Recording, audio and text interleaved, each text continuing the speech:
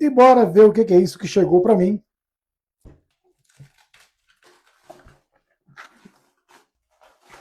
Oh, a minha nova separadora LCD da Yashun 899.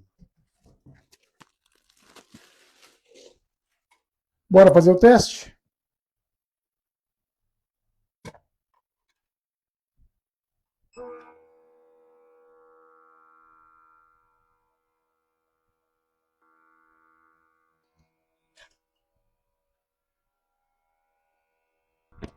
Aprovado.